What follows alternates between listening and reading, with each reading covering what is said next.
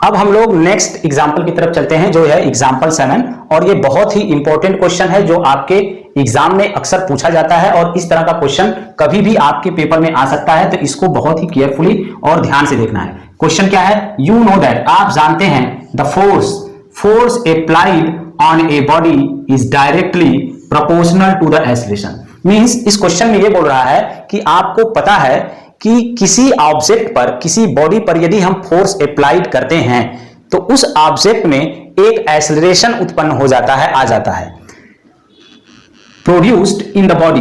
Right an equation two express this situation. आपको इसके लिए एक इक्वेशन राइट करना है जो इस सिचुएशन को रिप्रेजेंट करना है और उसका ग्राफ प्लॉट करना है। Equation two express this situation and plot the graph of the equation.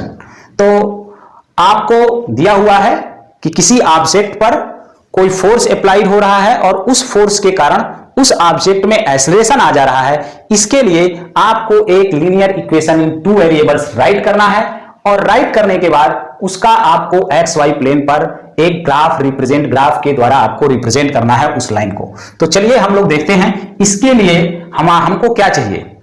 इसके लिए हमें दो वेरिएबल्स चाहिए, है ना। तो सॉल्यूशन 7 क्या है? एग्जाम्पल 7 है आपके पास। तो हमको यहां पर टू वेरिएबल्स चाहिए। तो assume two variable which represent force and acceleration। Means force को F से हम लोग रिप्रेजेंट करते हैं और एक्सेलरेशन को A से रिप्रेजेंट करते हैं। ऐसा हम लोग दो वेरिएबल्स, मान लीजिए कि किसी ऑब्जेक्ट पर आप F यूनिट का फोर्स लगा रहे हो, तो इसमें एक्सेलरेशन A यूनिट का आ जाता है। अब इसके लिए हमको एक लाइन का इक्वेशन रिप्रेजेंट करना है, और क्वेश्चंस में आपको ऑलरेडी दिया हुआ है कि जो फोर्स अप्लाइड हो रहा है बॉडी पर वो डायरेक्टली प्रोपोर्शनल टू द किसके है? एक्सेलरेशन के। तो F प्रोपोर्शनल टू एक्सेलरेशन। अब इस प्रोपोर्शनलिटी कांस्टेंट को यदि हम रिमूव करते हैं तो एक कांस्टेंट हमारा आ जाएगा, मान लीजिए K है, और इस कांस्टेंट को आप कोई वैल्यू चूज कर लीजिए, कोई न्यूमेरिकल वैल्यू चूज कर लीजिए। मान लीजिए मैं इसको ले लेता हूं 3। क्या ले लेता हूं? 3। तो ये क्या हो गया? F इक्वल टू 3 है।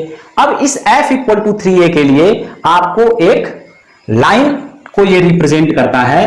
ये F इक्वल टू 3 क्या है? एक linear equation in two variable के जैसा हो गया। अब इसका हम लोग ग्राफ रिप्रेजेंट कर लेंगे। तो ये मान लीजिए एक्स वाई,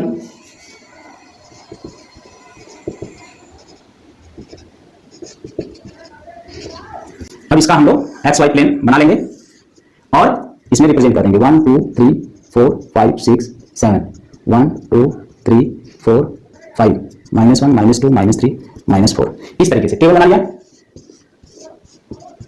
एक्स की वैल्यू में 0 ले लेता हूं। चलो यहां पर एक्स वाई नहीं है, तो यहां पर है ए है, मान लीजिए ए हमारा ये हो गया और एफ हमारा वाई जैसा हो गया।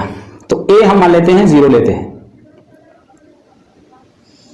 तो ए अगर आप 0 ले लेते हैं तो 0 यूनिट का अगर एक्सेलरेशन होगा ऑब्जेक्ट में, तो फोर्स क्या होगा? तो अगर ये 0 हो गया तो फोर्स क्या हो जाएगा? 0। अगर ए हमारा 1 हो जाए तो फोर्स क्या हो जाएगा? 3।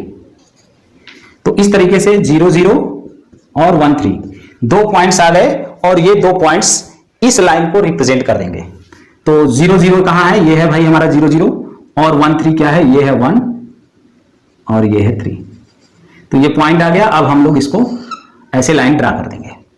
तो देख सकते हैं ये एक लाइन है, आप इसको इनफाइनाइटली इस तरीके से एक्सटेंड कर सकते हैं, और इसके और भी सोल्यूशन हो सकते हैं। हमने केवल दो सोल्यूशन यहां पर राइट किया हुआ है, रिप्रेजेंट किया हुआ है, और आप इस तरीके से और भी पॉइंट्स लेकर के इस लाइन पर आप रिप्रेजेंट कर सकते हैं। तो ये रहा एग्जांपल 7, और हमने एक इक्वेशन सबसे पहले राइट किया, और इस इक्वेशंस का हम लोगों ने एक्स वाई प्लेन में एक ग्राफ के द्वारा रिप्रेजेंट कर दिया।